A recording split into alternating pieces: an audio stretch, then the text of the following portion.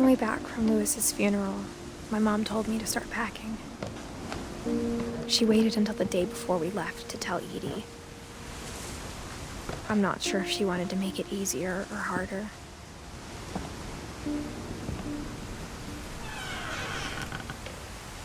I wish we'd stayed.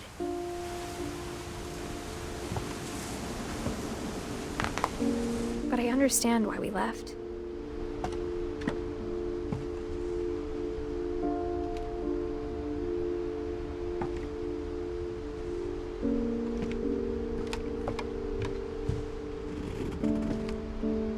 My mom ended up leaving everything behind.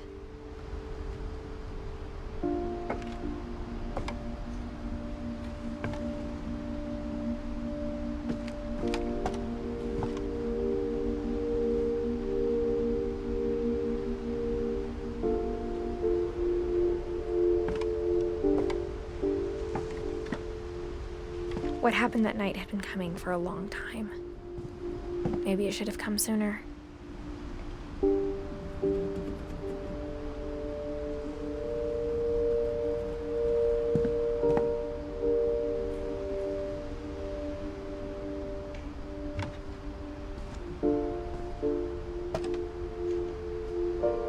But it had to end one way or another. All that's left now is to tell you about that last night.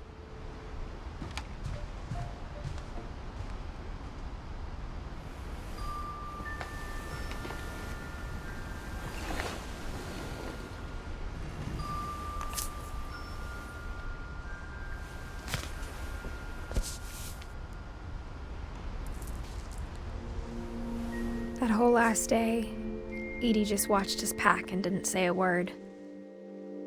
Until supper, when she raised her glass and said, "To our final night together, and all our final nights apart." Grandma, you know what I said about alcohol. Some of your medications are very Edith, specific. I left a present for you in the hallway. Why don't you go open it? The grown-ups have to argue now. I'm sorry, you're right. We're all leaving tomorrow. Let's just enjoy our last... I'm not leaving. Edith, you're excused.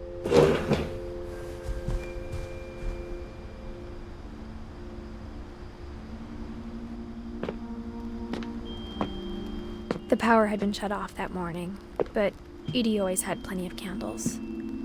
When my mom sealed the library, I don't think she knew about the other entrance. Or that Edie had a key to it.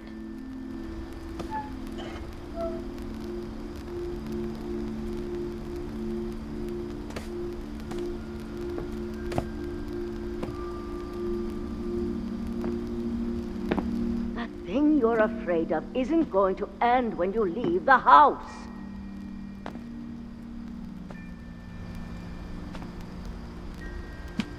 Edith has a right to know these stories. My children are dead because of your stories. I think it's best if Edith and I leave tonight. We'll have the nursing home send a van for you in the morning, okay?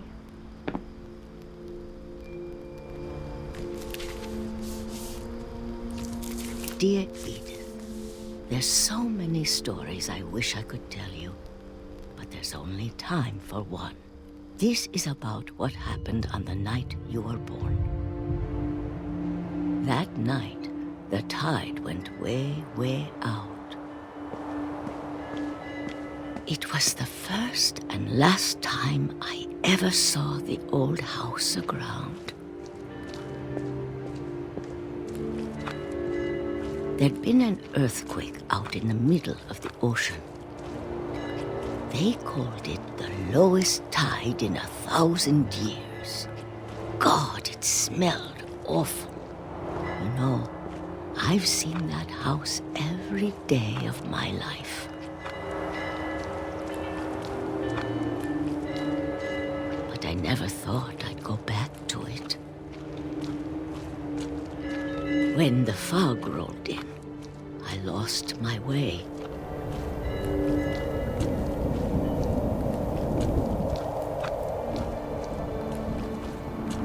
I got turned around.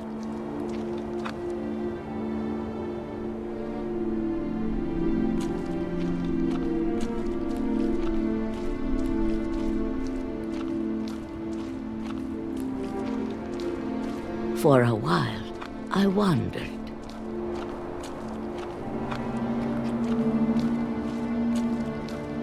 I started seeing things.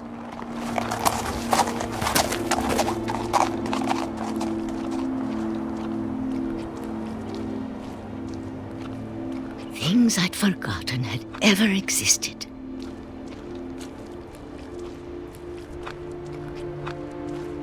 But when I saw them, they felt like old friends.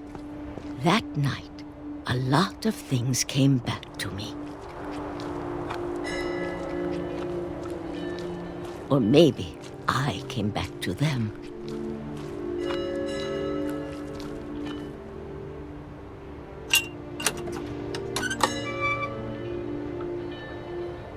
Things I can't explain, but that I need you to try and... Edith, what are you doing in here?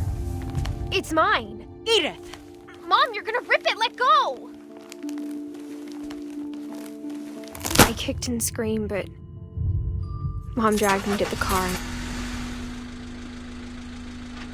I never saw Great-Grandma Edie again. The next morning, the van came to pick her up, but she was already gone. After that, we moved around a lot.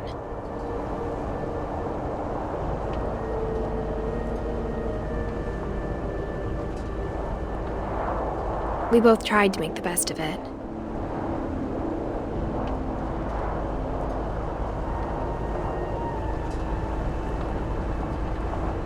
A few years went by.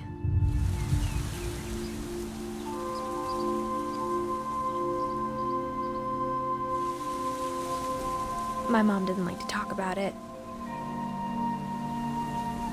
But she started getting sick a lot. The rest happened pretty quickly.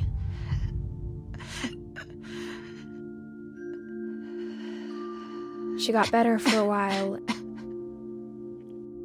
and then she didn't. And then I was alone. The last Finch left alive.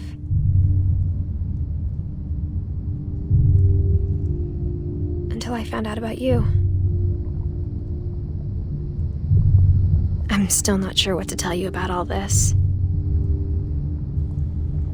If we lived forever, maybe we'd have time to understand things. But as it is, I think the best we can do is try to open our eyes. And appreciate how strange and brief all of this is.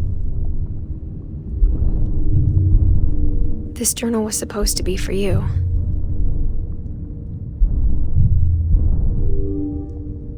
But now I hope you'll never see it. I just want to meet you and tell you all these stories myself.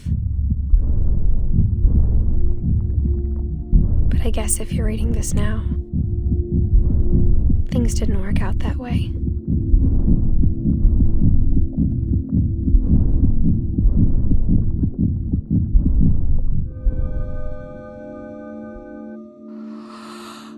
This is where your story begins. I'm sorry I won't be there to see it. It's a lot to ask, but I don't want you to be sad that I'm gone. I want you to be amazed that any of us ever had a chance to be here at all. Good luck.